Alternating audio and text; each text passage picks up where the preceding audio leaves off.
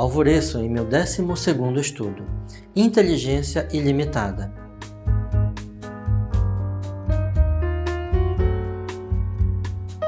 Você já parou para pensar o quanto os humanos são diferentes dos outros animais? Já percebeu que existe um mar de diferenças quando comparamos o ser humano com qualquer outro ser da natureza? Claro! Existem pessoas que sempre saem com frases de efeito como: o ser humano se considera inteligente, mas é o único animal que destrói o planeta. Ou então, prefiro gatos a humanos. Mais ainda, trate os animais como gostaria de ser tratado. Pois bem, claro que cada ser vivo tem seu valor e direitos diante de Deus e dos homens, mas nunca a nós equiparados. Por o compararmos nós a eles, estamos reduzindo significativamente a criação divina.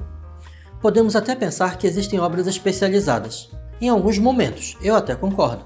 Existem seres mais fortes, como o gorila, existem seres mais rápidos, como o cavalo, existem seres mais longevos, como as tartarugas, existem seres mais astutos, como os lobos. Mas quando falamos em inteligência, você pode até gritar que os golfinhos são os seres mais evoluídos do planeta, mas eles não conseguem vir até a Terra, bater 2 pedras e fazer fogo. É uma inteligência limitada. Ao dizer limitada, não tem o tom depreciativo. Ele é o melhor no que faz, em sua forma natural primitiva. É necessário entender que os demais animais atuam instintivamente, alheios ao ambiente e ao mesmo tempo se moldando a ele. Por definição, segundo Elaine Bagroli, em seu livro Psicologia Geral, a inteligência seria a capacidade de resolver problemas novos, de modo que a pessoa mais inteligente seria aquela que mais facilmente consegue mudar seu comportamento em função das exigências da situação. Inteligência é a capacidade de aprender.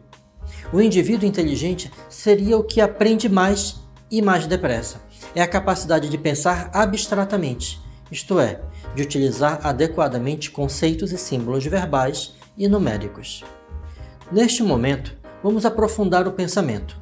Imagine um local que você já visitou, um lindo campo, um pasto, uma fazenda, onde você não veja qualquer sinal de ser humano ou suas construções, apenas a natureza, plantas e seus animais.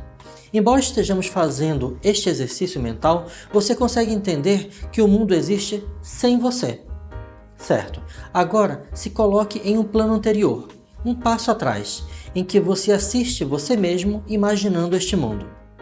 Estabelecemos o conceito de mundo inteligível, que é como você percebe o mundo que te rodeia. Ao considerar Platão em seu mito da caverna, passo a transcrever.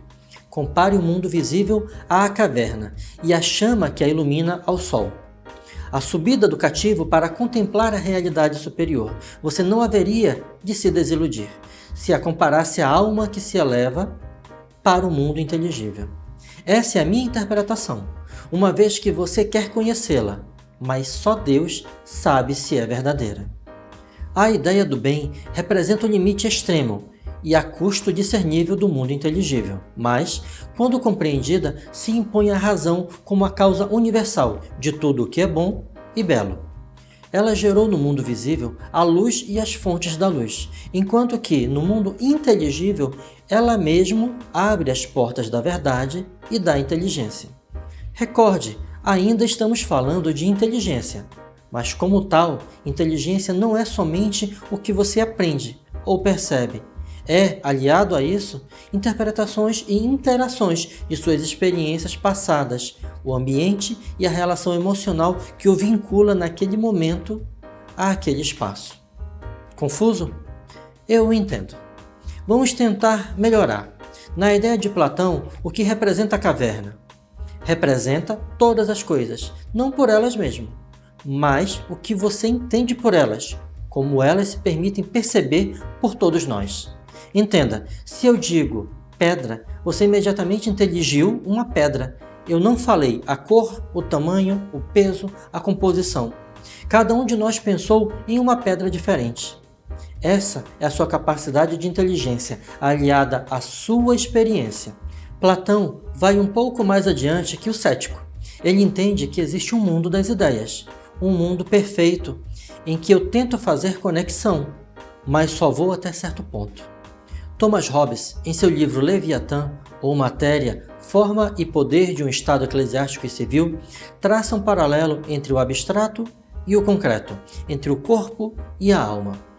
Na linguagem popular, todavia, nem todo o universo é chamado corpo, só o sendo aquelas de suas partes que podem ser discernidas pelo sentido do tato, como resistentes à pressão, ou pelo sentido da vista, como impedindo uma visão distante.